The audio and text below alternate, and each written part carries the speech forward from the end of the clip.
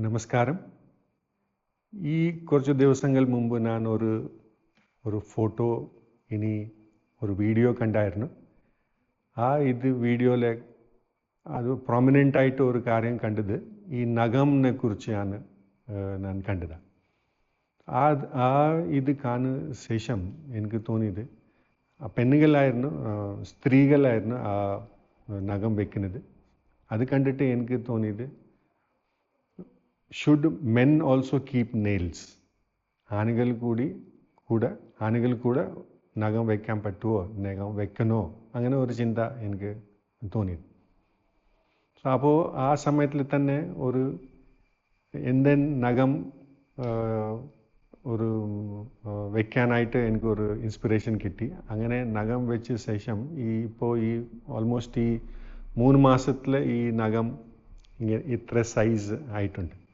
So ഇത് ഈ ഇലക്ഷനുടെ സമയത്തൂടെ സൈനാണ്. So അത് എത്ര ദിവസം, ഓൾമോസ്റ്റ് 3 മാസം ആയിട്ടുണ്ട്. 78-79 ഡേയ്സ് ആയിരിക്കും ഇലക്ഷനുടെ ഡേറ്റ് മുമ്പ്. പിന്നെ അതിക്ക് മുമ്പുള്ള ഒരാഴ്ച ചിലപ്പോൾ ഉണ്ടാവും. ഓൾടുഗെദർ ഓൾമോസ്റ്റ് 3 മാസത്തിൽ ഈ നഖമുടെ എത്ര ഈ സൈസ് വളർന്നിട്ടുണ്ട്.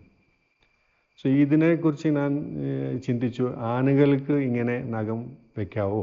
സോ അങ്ങനെ ഒരു തോട്ട് വരുമ്പോൾ അപ്പോൾ ഞാൻ അതിനെക്കുറിച്ച് റിസർച്ച് ചെയ്തു. ഈ നഖം വെക്കുന്നത് ഒരു ഹിസ്റ്റോറിക്കൽ ആയിട്ട് എന്താണ് ഇതിൻ്റെ രീതി, അങ്ങനെ ചിന്തിച്ചു. അങ്ങനെ റിസർച്ച് ചെയ്യുമ്പോൾ നഖം ആണുകളും പെണ്ണുകളും സാധാരണയായിട്ട് പണ്ടത്തെ കാലത്തിൽ വെക്കാറുണ്ടായിരുന്നു.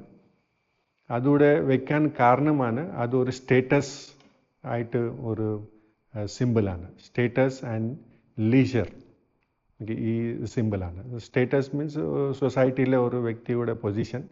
പിന്നെ ലീഷർ മീൻസ് ഒരു വ്യക്തി ഒത്തിരി ജോലി ഇല്ല, ഒരു കംഫർട്ടബിൾ ജീവിതം ജീവിക്കുന്നുണ്ട് ആയിട്ട് ആ ഒരു സിമ്പിളാണ് ഈ സ്റ്റേറ്റസ് ആൻഡ് ലീഷർ. ഇതിവിടെ ഒരു സിമ്പിളാണ്. സോ ഇതിനെക്കുറിച്ച് റിസർച്ച് ചെയ്യുമ്പോൾ ഇപ്പോൾ ഈ 2 വേർഡും എനിക്ക് കിട്ടി, ഈ സ്റ്റേറ്റസ് ആൻഡ് ലീഷർ, ഈ 2 വേർഡ്സ്. സോ ഇതിവിടെ സിമ്പിളാണ്, സ്റ്റേറ്റസ് ആൻഡ് ലീഷർ ആയിട്ട് സിമ്പിളാണ്. ഞാൻ അങ്ങനെ ഒന്നും ചിന്തിച്ചിട്ടില്ല. ഇത് ചുമ്മാ ഇങ്ങനെ ഞാൻ വളർത്താൻ അങ്ങനെ വെച്ചതാ. പക്ഷേ അതിനെക്കുറിച്ച് റിസർച്ച് ചെയ്യുമ്പോൾ ഇതിയുടെ ഉദ്ദേശം നഖം വയ്ക്കുന്ന ആൾക്കാരുടെ മൈൻഡ് സെറ്റാണ്. സോഷ്യലി അക്സെപ്റ്റബിൾ ഒരു സൈനാണ്. It is a simple of status and leisure. So leisure means ഒരു വ്യക്തിക്ക് ഒന്നും ജോലി ഇല്ലാത്ത കംഫർട്ടബിളി ലക്ഷറി ആയിട്ട് ലക്ഷറിയുടെ ഒരു സൈനാണ്. അങ്ങനെ ആ സമയത്തിൽ ഈ 2 വേർഡും ഞാൻ കാണുമ്പോൾ ഈ 2 വേർഡുക്കും 2 രീതിയിൽ 2 വിധത്തിൽ ഇതിനെ പ്രൊനൗൺസ് ചെയ്യാൻ പറ്റും. ഇത് സ്റ്റേറ്റസും പറയാം, സ്റ്റാറ്റസും പറയാം. പിന്നെ അതുപോലെ ഈ ലീഷർ ഉണ്ട്, അത് ലെഷർ കൂടെ ആവാം. സോ ഈ British pronunciation and American pronunciation കുറച്ച് വ്യത്യാസമുണ്ട്. So leisure, leisure, status, status, അങ്ങനെ ഈ 2 വേർഡ്സ് ഇവിടെ വ്യത്യാസം കൂടെ ഞാൻ ആ സമയത്തിൽ കണ്ടു. സോ ഇത് ശരിക്കും നോക്കിയാൽ എൻ്റെ അനുഭവം വെച്ചാൽ ഇത് സ്റ്റേറ്റസ് ആയിട്ട് എനിക്ക് ഒന്നും തോന്നിയില്ല. ഇത് ഞാൻ എൻ്റെ ഭാര്യയ്ക്ക് ചോദിച്ചു, ഇത് കാണുമ്പോൾ എന്താ തോന്നുന്നത്? പറഞ്ഞത് വളരെ ബോറായിട്ടുണ്ട്. ഇതിനകം കാണുമ്പോൾ വളരെ ബോറായിട്ടുണ്ട്. ചിലപ്പോൾ സാധാരണയായിട്ട് നമ്മൾ ചെയ്യാറില്ലാതെ കാരണം അങ്ങനെ തോന്നും. ചിലപ്പോൾ മിക്കവാറും ഇത് കാണുമ്പോൾ ഈ നമ്മുടെ ഫീൽഡ് വേറെ ആയിട്ട് പറഞ്ഞിട്ട് ഇത് ഒരു അഡ്വാൻറ്റേജ് ആയിട്ട് ഇല്ല. ചിലപ്പോൾ ഈ ഡാൻസിങ് അല്ലെങ്കിൽ ചിലപ്പോൾ ഈ ആർട്സ്, ചിലപ്പോൾ ഫാഷൻ, അങ്ങനത്തെ ഏരിയയിലുണ്ടെങ്കിൽ ഇതിൽ ചില സമയത്തിൽ നെയിൽ പോളിഷ് ഇട്ടിട്ട് ആ ഡാൻസുടെ പെർഫോമൻസ്, അല്ലെങ്കിൽ ചില ഫെമിനൈൻ ഡാൻസസ് ഉണ്ടല്ലോ, അങ്ങനെ കഥക്, അതുപോലെ അങ്ങനെ ചില സൂഫി, അങ്ങനെ ചില ഡാൻസ് ഒരു ഫെമിനൈൻ രീതി ഡാൻസസ് ഉണ്ട്. ആ ഡാൻസ് ഇതിലുണ്ടെങ്കിൽ ചിലപ്പോൾ അത് കൂടി ഇത് മാച്ച് ആവും. പക്ഷെ സാധാരണ വ്യക്തി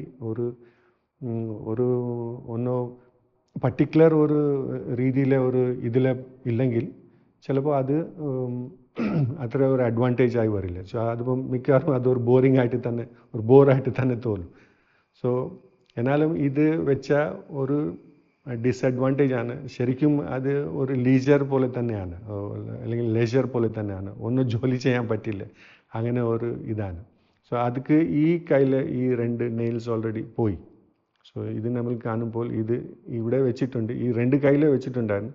പക്ഷേ സാധാരണ ഈ 2 ഫിംഗർ യൂസ് ചെയ്യുമ്പോൾ ഇത് ഓട്ടോമാറ്റിക്കലി തന്നെ ഇത് കട്ടായി. സോ അത് നമുക്ക് കാണുമ്പോൾ ശരിക്കും ലീജറായിട്ട് ഇരിക്കണം, ഒന്നും ജോലി ചെയ്യാതെ ഇരുന്നാൽ, അല്ലെങ്കിൽ അത് പ്രകാരം ഈ ലീജർ മെയിൻറ്റെയിൻ ചെയ്യുന്ന ജോലികൾ മാത്രം ചെയ്യാൻ പറ്റും. അപ്പോൾ ആണ് ഇത് അങ്ങനെ വയ്ക്കാൻ പറ്റും.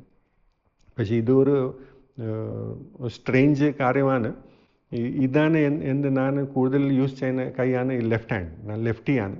പക്ഷേ ഈ കയ്യിലല്ല നെയിൽസ് ഒന്നും ഡാമേജ് ആയില്ല. പക്ഷേ ഈ കൈ അത്ര ഞാൻ യൂസ് ചെയ്യാറില്ല. പക്ഷേ എന്നാലും യൂസ് ചെയ്ത ശേഷം ഇതിലെ ഈ നെയിൽസ് 2 ബ്രേക്കായി.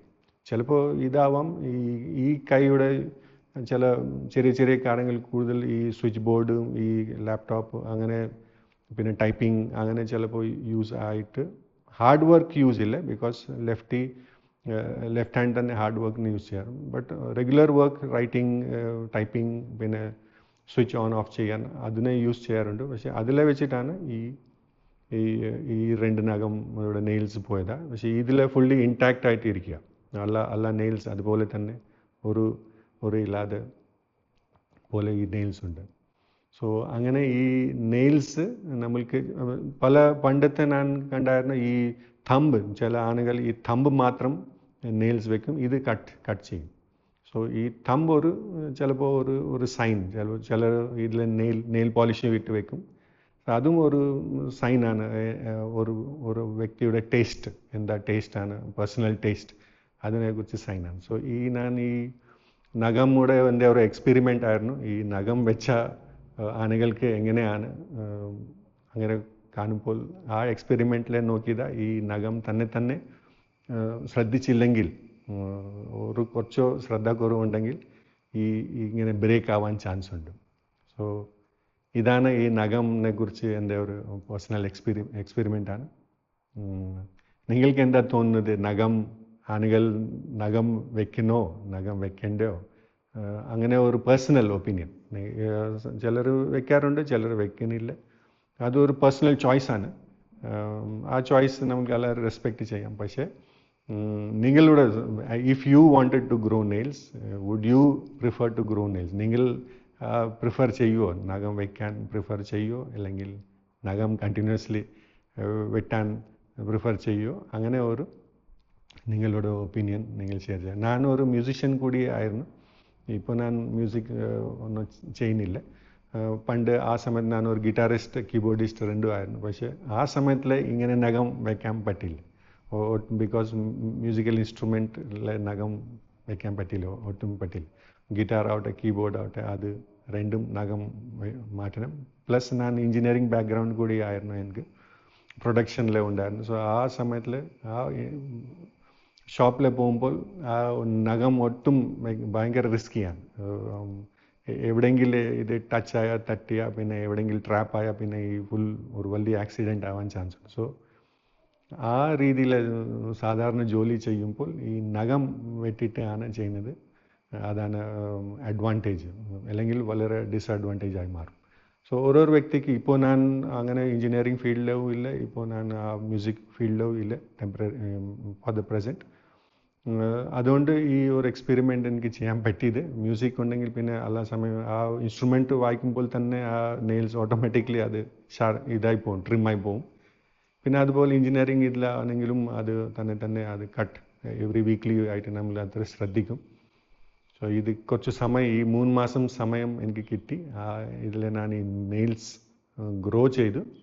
സോ ഗ്രോ ചെയ്തിട്ട് എൻ്റെ ഒരു അനുഭവം ഞാൻ നിങ്ങൾ കൂടെ പങ്കുവെക്കുക. നിങ്ങളുടെ എൻ്റെ എക്സ്പീരിയൻസസ് ആണ്, എൻ്റെ തോട്ട്സ് ആണ്, കമൻസിൽ പറയുക. God bless you.